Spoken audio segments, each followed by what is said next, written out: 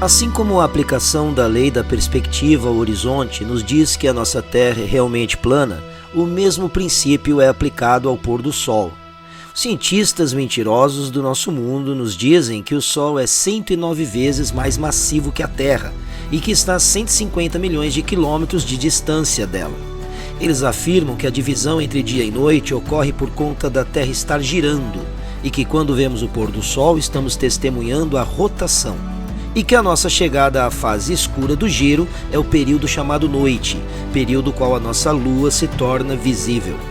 Muitas coisas como a natureza curvilínea proposta para o nosso mundo e a teoria da gravidade não têm absolutamente nada a ver. Antes de voltar a nossa atenção para o Sol, vamos primeiro olhar para dois exemplos que desbancam o modelo heliocêntrico de uma Terra globular em rotação. O primeiro é o horizonte da cidade de Nova York visto do parque de Bear Mountain, que fica a 96 quilômetros de distância. Se a Terra fosse um globo giratório de 40 mil quilômetros de circunferência, então essa visão do cume de 391 metros de altura do parque Bear Mountain deveria ser impossível de ser avistada. Se pegarmos o teorema de Pitágoras, que determina que a distância ao horizonte é 1,23 vezes a raiz quadrada da altura em pés, então este horizonte deveria estar invisível atrás de 52 metros de terra curvada. Deveria realmente estar abaixo do horizonte. No, God! Da mesma forma, quando os navios passam pelo horizonte do oceano, eles deveriam tecnicamente estar desaparecendo na curvatura da Terra. Uma câmera com uma boa lente, no entanto, prova que isso é falso. Os navios não desaparecem na curvatura da Terra, mas desaparecem além dos nossos limites de perspectiva. A lei da perspectiva em um terreno plano dita que um objeto que se afasta diminui em ângulo e altura, até que a linha da visão converja para um ponto de fuga, que é chamado de horizonte, no qual o objeto se torna invisível.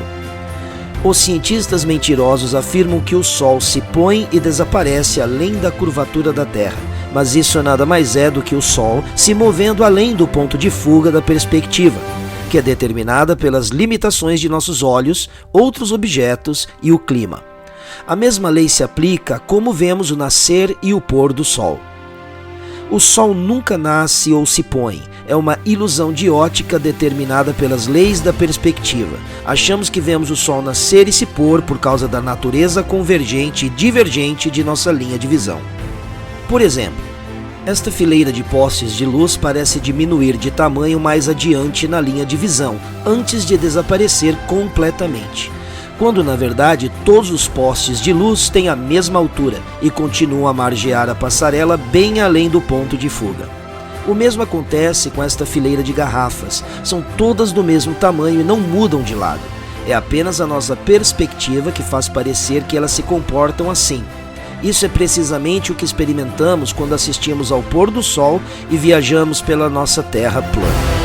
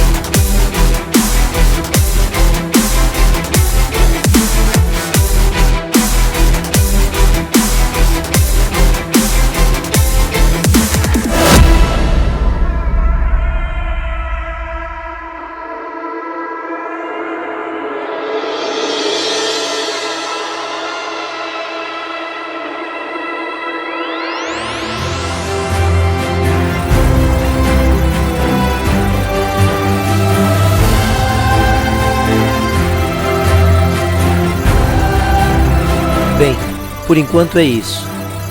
Nos encontramos na parte 4B da série O que houve com a Terra.